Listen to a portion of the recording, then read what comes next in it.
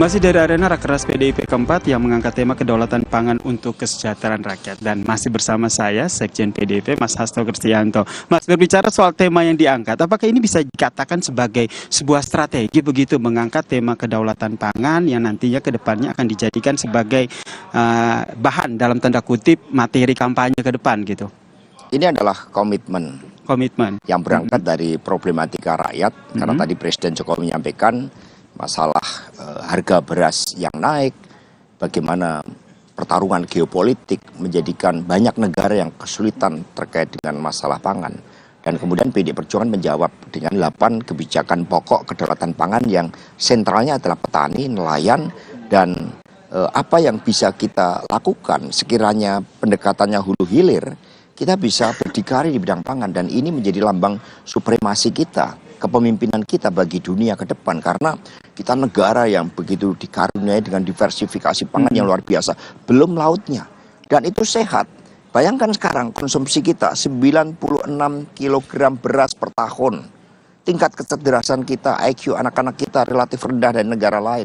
Ini kan ancaman bagi masa depan. Maka kami berbicara fundamental, ini bukan sekedar strategi, ini fondamen yang sangat penting bagi kemajuan Indonesia Raya. Dan nanti ini ditawarkan oleh PDI Perjuangan bersama Pak Ganjar Pranowo menjadi komitmen yang 1 hari setelah dilantik, tadi arahan Presiden Jokowi, harus sudah dijalankan. Nah ini nih menjadi sebuah komitmen dari baca pres Ganjar Pranowo. Berbicara soal baca presnya bagaimana nih Bang? Ya kan sudah dilakukan dialog yang cukup dalam. Bahkan sebelum diumumkan pada tanggal 21 April, Ibu Mega sudah berbicara, berdiskusi mendalam dengan Bapak Presiden Jokowi. Saya menjadi saksinya bersama dengan Mas Pramono Anung. Pada tanggal 21 April juga ada diskusi yang mendalam. Kemudian Ibu Mega juga menerima masukan-masukan dari para ketua umum.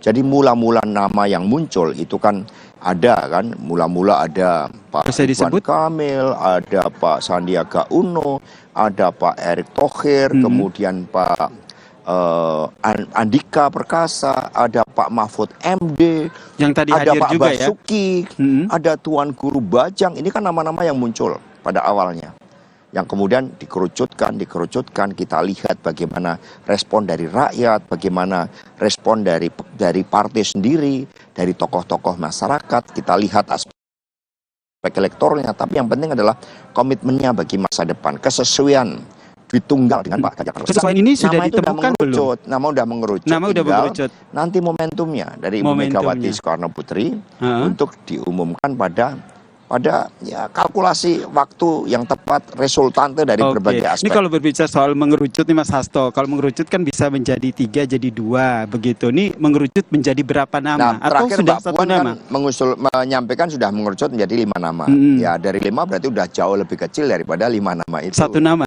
Ya kita lihat pengumumannya nanti. Boleh disebutkan nggak 2 nama atau 1 nama Mas Hasto? Ya tadi kan ada ikut secara daring, ada yang juga yang hadir di sini. Ya dari nama-nama yang ikut secara daring dan yang hadir di sini itulah. Tapi ini kan kewenangan dari Ibu Megawati Soekarno Putri. Jadi beliau sampai saya melihat sendiri beberapa waktu yang lalu setiap malam melakukan zikir dan kemudian memohon petunjuk dari Tuhan Yang Maha Kuasa. Karena Ibu Mega menyampaikan kepada saya, apa yang kita lakukan untuk mengusung Pak Ganjar Pranowo dan nanti wakil presiden yang akan saya putuskan itu bukan semata-mata buat PDI Perjuangan, bukan semata-mata buat saya. Ini adalah buat bangsa dan negara. Sehingga beliau melakukan suatu kontemplasi yang mendalam, melihat problematika dari rakyat Indonesia, carut-marut berbagai persoalan ini apa masalahnya, dan kemudian bagaimana itu dijawab oleh PDI Perjuangan. Tentu saja dengan mendengarkan bagaimana kehendak rakyat itu. Dan mendengarkan aspirasi dari kader PDIP yang hadir di Rakernas ini ya, karena hari ketiga pembicaranya soal Pilpres, apakah itu juga menjadi salah satu? Kalau itu tidak dibahas di sini. Tidak dibahas. Itu kan Ibu Mega ini kan dengan hak prerogatif yang beliau terima dari Kongres, itu justru mengemban suatu tanggung jawab untuk mencari pasangan yang terbaik, pasangan yang betul-betul berdedikasi bagi Indonesia Raya. Karena Ibu Mega mengingatkan kepada saya, istana itu seringkali tidak hanya wajah terang, tetapi juga ada sisi-sisi gelap kekuasaan. Maka diperlukan sosok yang baik dan bijaksana yang baik, yang berkomitmen total untuk kemajuan Indonesia kita. Maka hari ini kita landasi dengan petani, dengan nelayan, yang juga dengan buruh tadi Bu Mega menjelaskan. Meskipun karakternya berbeda-beda satu sama lain, Tetapi oleh sentuhan politik yang berpihak, dari hulu ke hilir melalui risetnya, melalui penguasaan ilmu pengetahuan, penggemblengan sumber daya manusia Indonesia agar punya daya juang, kita bisa menjadi hebat dari masalah pangan. Padahal kita punya yang lain. Kita punya laut, kita punya tambang. Tetapi skala prioritas yang terpenting adalah pangan ini kita harus berdaulat. Pangan ini yang harus berdaulat, dan ini akhirnya menjadi salah satu tema besar begitu yang diangkat dalam Rakernas PDIP keempat ini. Namun apapun yang sudah disusun begitu kan, rancangan yang merupakan kebijakan, tentu harapannya bisa dilanjutkan. Nah, keberlanjutan ini yang harus dipastikan oleh PDIP. Baca Pres Ganjar bisa memenangkan periode selanjutnya. Nah, ini yang menjadi strateginya akan seperti apa ini? Ya, strateginya ini kan intinya memenangkan hati rakyat. Iya. Tetapi rakyat kan harus mengenal dulu. Maka ini dengan Rakernas ini seluruh 3 pilar partai bergerak semakin masif. Apalagi dengan arahan dari Pak Jokowi tadi, sehari setelah dilantik, itu harus mempercepat kedaulatan pangan itu untuk dijalankan. Dan merupakan kesinambungan visi teknokratis yang sudah dijalankan dengan sangat baik oleh Presiden Jokowi. Artinya ini kan arahan dari beliau yang harus kami jabarkan. Itu juga menjadi bagian dari strategi.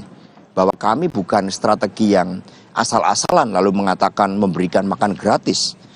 Makan gratis kalau itu semuanya import. Tapi kami hal yang lebih fundamental. Bagaimana kami berpihak pada petani, pada nelayan, tetapi melalui pendekatan dari risetnya, dari semangat berdikarinya, dari menempatkan petani nelayan sebagai sentrumnya, kami memberikan sistem pangan yang menjanjikan jalan kemakmuran bagi Indonesia Raya kita. Itu yang ditawarkan oleh PDI, itu bagian dari strategi. Tinggal nanti komunikasi politiknya bagaimana, door to door-nya bagaimana. Dan untuk Pilpres, kami kan punya tim pemenangan nasional yang handal.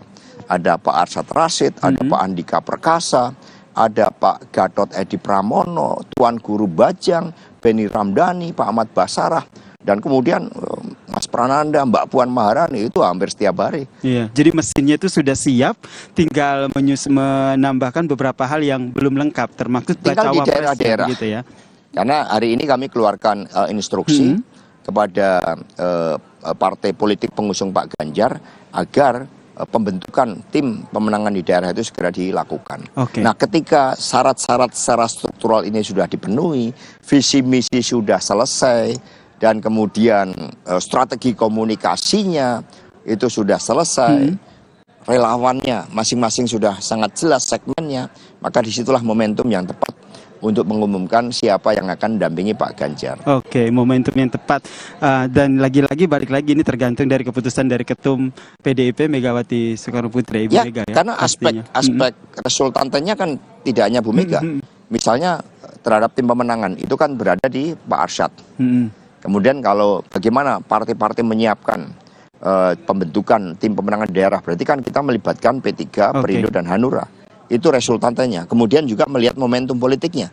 Istilahnya kita menanam saja, itu kan melihat cuacanya.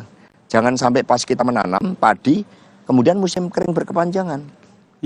Maka ketika diumumkan, itu betul-betul indeks sahamnya meningkat, kemudian ada antusiasme dari rakyat. Wah, ini memang pasangan yang mendampingi Pak Ganjar. Padahal Pak Ganjar sendiri itu sudah berprestasi, kepemimpinannya rendah hati, keluarganya itu juga menjadi teladan. Anaknya Mas Alam Ganjar itu juga menjadi sesuatu yang surprise bagi anak-anak muda, Bu Siti Atikoh, sehingga nanti ada momentum, ada elemen of surprise-nya ketika elemen of surprise-nya nih. Kalau Mas Hasto ini kan senang dengan kode-kode begitu ya. Nah, kalau pertanyaan saya, apakah baca pres yang nantinya dipilih oleh Ganjar itu hadir tadi di Rakernas? Bisa dijawab nggak, Mas? Itu Ibu Mega yang bisa jawab.